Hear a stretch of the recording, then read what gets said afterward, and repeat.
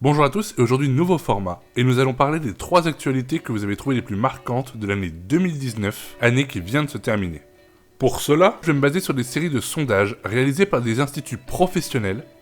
D'ailleurs, dans le coin ici, je vais mettre les caractéristiques de chaque étude que je vais présenter. Cela comprend le financeur de l'étude, la marge d'erreur des chiffres et le nombre de sondés au total. C'est la première vidéo de ce concept, n'hésite pas à me dire ce que tu en penses en commentaire, et si tu as une idée de sujet pour que je refasse une vidéo de ce type, donne-la aussi. Alors entrons dans le sujet et voyons ce que les sondés ont considéré comme étant l'événement le plus marquant de 2019. Sachant que les sondés pouvaient en donner 2 parmi la liste qui s'affiche, et avec peu de surprises et cité dans 41% des classements, on retrouve la crise et mouvement social des Gilets jaunes. Pour rappel, ce mouvement social a débuté en novembre 2018 pour revendiquer une amélioration du pouvoir d'achat, et la durée des manifestations qui avaient lieu tous les samedis a fait monter la tension jusqu'à des actes de violence des manifestants et des forces de police. Manifestants ne veut pas forcément dire gilets jaunes, on parle ainsi aussi des black blocs et des groupes de casseurs.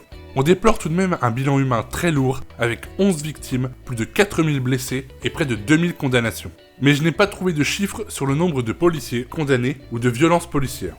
Depuis juin, le mouvement s'essouffle et diminue en termes de nombre. Selon une dernière étude IFOP sur le sujet en novembre 2019, 52% des sondés soutiennent ou éprouvent de la sympathie envers le mouvement, alors que un an plus tôt, on était à 71%. Et si on prend que le soutien pur et formel, on passe de 51 à 23%, ce qui est très significatif. Je vous mets un petit tableau des pourcentages de soutien en fonction de la proximité politique des sondés.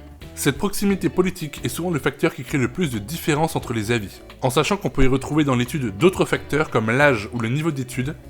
Maintenant, passons au second événement marquant, cité dans 40% des réponses, donc on est très proche du premier, et cet événement est l'incendie de Notre-Dame. Revenons-en aux faits. Le 15 avril, un incendie se déclare sur la charpente de Notre-Dame, charpente qui était alors en rénovation. Le feu sera vif pendant presque 15 heures et causera de lourds dégâts jusqu'à la chute de la flèche qui était posée sur son toit depuis 1856.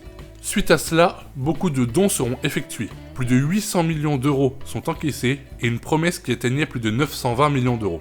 Selon une étude menée par l'organisme Odoxa, 86% des sondés estiment que le montant est trop élevé et devrait servir pour rénover d'autres bâtiments historiques dans le besoin. Les 14% autres estiment qu'il faudrait rendre les dons. Cette étude montre que 50% des sondés sont contre un concours d'architecture pour rénover la cathédrale. Voici quelques images qu'on a pu voir dans les médias de projets de rénovation assez innovants. Et du coup, ces 55% sondés veulent la reconstruire à l'identique telle qu'elle était avant l'incendie. Cet incendie a fait beaucoup de bruit et a suscité beaucoup d'émotions. En un peu plus de 3 semaines, c'est pas moins de 18 millions de messages postés sur les réseaux sociaux. Et enfin, sur la dernière marche du podium, on retrouve avec 23% des réponses le décès tragique de 13 soldats au Mali. Tout d'abord, par respect pour les familles des victimes, je ne montrerai pas le visage des soldats. Ensuite, ces soldats étaient basés au Mali, la France y est présente depuis 2013, et leur décès intervient lors d'un accident entre 2 hélicoptères de l'armée. Cela augmente le bilan de l'intervention au Mali à 41 décès. Et selon la dernière étude IFOP, encore 58% des sondés sont favorables, contre 63% en 2013. On notera ainsi peu de variations. Les autres infos du sondage nous permettent de voir que l'âge ou le niveau d'études a très peu d'impact sur l'avis, mais qu'on note une grande disparité en fonction de l'orientation politique. Je vous affiche ainsi les pourcentages des favorables en fonction de leur orientation politique. Voilà pour les 3 plus grosses infos, et j'aimerais mettre des mentions honorables à d'autres événements de la liste où on y retrouve la mort de Vincent Lambert, l'incendie de l'usine Lubrizol à Rouen, qui est apparu peu de temps avant le décès de l'ancien président Jacques Chirac, dont vous pouvez retrouver une biographie sur la chaîne.